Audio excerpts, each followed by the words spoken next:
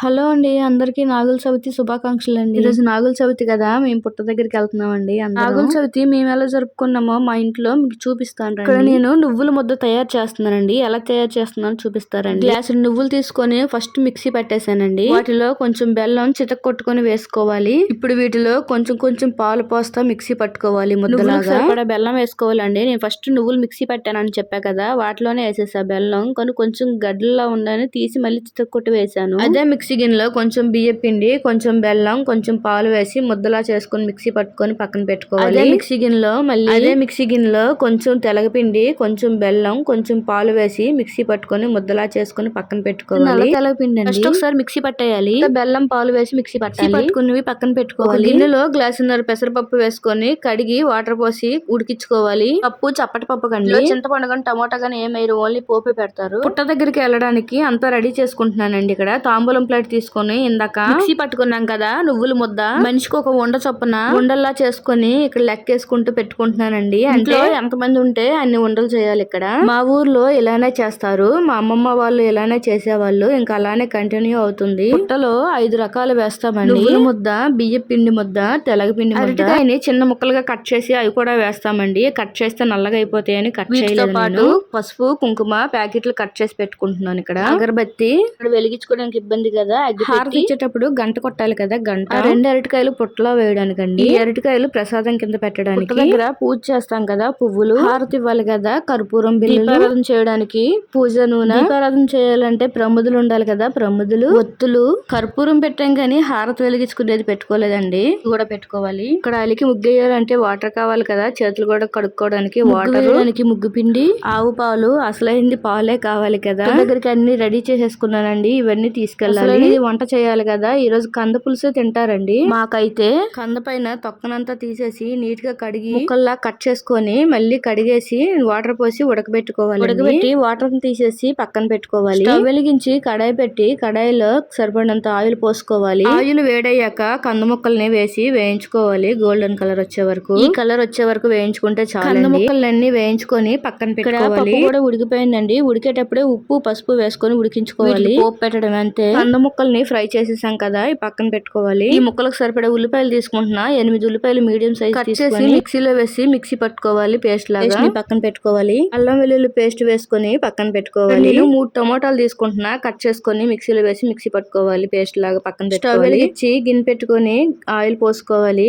కొంచెం ఎక్కువ పట్టిద్దండి ఆయిల్ అయితే. ఇందాక ముక్కలు వేయించుకున్నాం కదా, అదే ఆయిల్ ని యూస్ చేస్తున్నాం. ఆయిల్ వేడయ్యాక ఉల్లిపాయ పేస్ట్ ని వేసి వేయించుకోవాలి. పచ్చివాసన పోయే వరకు. అయిపోయిందండి. చిన్న గిన్నె పెట్టానండి. ఆనియన్ పేస్ట్ వేగాక అల్లం వెల్లుల్లి పేస్ట్ వేసి వేయించుకోవాలి. పచ్చివాసన అల్లం వెల్లుల్లి పేస్ట్ వేగాక టమాటా పేస్ట్ ను కూడా వేసి వేయించుకోవాలి. మర్చిపోయానండి, వీటికి కొంచెం పోపు కూడా పెట్టుకోవాలి. పచ్చిమిరపకాయలు, 4 ఎండుమిరపకాయలు, కొంచెం కరివేపాకు, కొంచెం పోపులు వేసి వేయించుకొని ఇందులో కలిపేసాను. ఈ మసాలాకి 4-5 వెల్లుల్లి రబ్బలు, చిన్న ఉల్లిపాయ, కొంచెం ధనియాలు, కొంచెం జీలకర్ర, కొంచెం చెక్క, లవంగం పేస్ట్ లా పట్టేటప్పుడు వేసుకోవాలి. 100 గ్రాముల చింతపండు తీసుకొని కడిగేసి నీళ్లు పోసుకొని నానబెట్టుకొని రసం పిండుకొని పక్కన పెట్టుకోవాలి. పేస్ట్లన్నీ వేగాక ముక్కలను వేసుకొని కాసేపు మగ్గబెట్టుకొని దాంట్లో చింతపండు రసం కొంచెం వేసుకొని ఉడకబెట్టుకోవాలి. చింతపండు రసం తర్వాత వాటిలో ఉప్పు, కారం, పసుపు వేసుకొని అంతా మిక్స్ అయ్యేలా కలుపుకొని ఒక్క 2 నిమిషాలు ఉడకబెట్టుకోవాలి. ఉప్పు కారం అన్ని సరిపోయినా లేదో ఒకసారి టేస్ట్ చూసుకొని సరిపడా వాటర్ పోసుకోవాలి. చిక్కగా ఉందని ఇంకా కొంచెం వాటర్ పోసాను. మొత్తం 2 గ్లాసులు వాటర్ పోసినట్టు. చింతపండు రసం వేసేటప్పుడు చూపించడం మర్చిపోయానండి. సరిపడినంత చింతపండు రసం వేసుకోవాలి.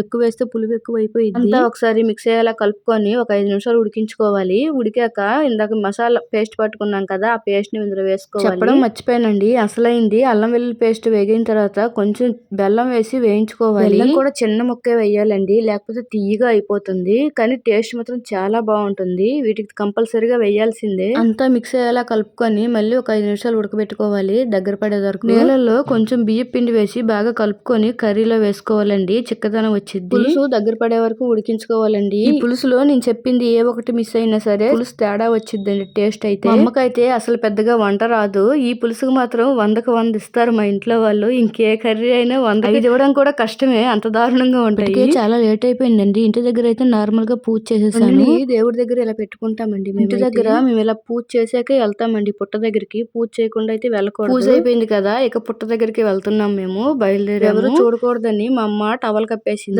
మేము బయటకు వచ్చాం. మా 3వ చెల్లి వాళ్ళు కూడా వచ్చారు. అప్పుడే పుట్టలో పాలు పోసి వచ్చారంట వాళ్ళు. 2వ చెల్లి వెళ్దాం రండి మళ్ళీ ఏమైద్ది అని అడుగుతుంది. సరే పదండి పెళ్ళైన వాళ్ళు కూడా వస్తున్నారు. చెప్పా కదా పుట్టలో 5 రకాలు వేస్తామని, నేను 4 రకాలే చెప్పా కదా. వచ్చేసి గుడ్లండి, ఇవన్నీ వేసాక పాలు పోస్తాం. పుట్ట దగ్గరికి అయితే మేము వచ్చేసామండి. పూజ చేసుకోవాలి, అసలు ఖాళీ లేదు పుట్ట అయితే. ఎప్పుడు ఇక్కడే పోస్తామండి, ఈ పుట్ట దగ్గరే. ఈ పుట్టకి నాకు చిన్న అనుబంధం ఉంది. ఏంటనుకుంటున్నారా? నాకు పెళ్ళయి 6 సంవత్సరాలు అయింది. 6 సంవత్సరాలు అయినా నాకు పిల్లలు పుట్టలేదు. 5 years నేను మెడిసిన్స్ వాడాను, చిరాకు పుట్టి వదిలేసాను. నేను తిరిగిన గుడి లేదు, ఎక్కన మెట్లు లేవు, చెయ్యని పూజలు కూడా లేవు, అసలు అన్ని చేశాను. వచ్చి ఎక్కడికి వెళ్ళడం మానేశాను నేనైతే. మా అమ్మ ఒకసారి తిట్టింది నన్ను. పుట్టుంది, పుట్టలో పాలు పోయొచ్చు కదా ఒక 9 వారాలు అని బాగా తిట్టింది నన్ను. నేనైతే వెళ్ళనని చెప్పాను. నేను అంటే శివాలయంలో నాగేంద్ర స్వామి ఉంటారు కదా, అక్కడ కూడా పాలాభిషేకం చేసేదాన్ని. నాకు అందుకనే నమ్మకం లేక వదిలేసాను. నేను వెళ్ళనని చెప్పా. ఆ పుట్టలో పాలు పోస్తే పిల్లలు పుడతారంట అని నాకు ఒక ఆవిడ చెప్పింది. నువ్వు వెళ్ళి ఒకసారి 9 వారాలు వెళ్ళి చేసావు కదా, పోయేదేముందమ్మా దేవుడికే కదా అని చెప్పింది. అమ్మతో అయితే నేను వాదిచ్చాను, వెళ్ళనంటే వెళ్ళనని ఖచ్చితంగా చెప్పేశాను. కానీ నాకు ఏమైందో ఏమో, పొద్దున్నే సోమవారం సరే అమ్మ అంత ఇదిగా చెప్పింది కదా, ఏమో ఏ పుట్టలో ఏ పాముందో అని పొద్దున్నే లేచి తలస్నానం చేసి పూజ చేశాను. వెళ్ళి పూజ అయిపోయాక కొంగు చాపి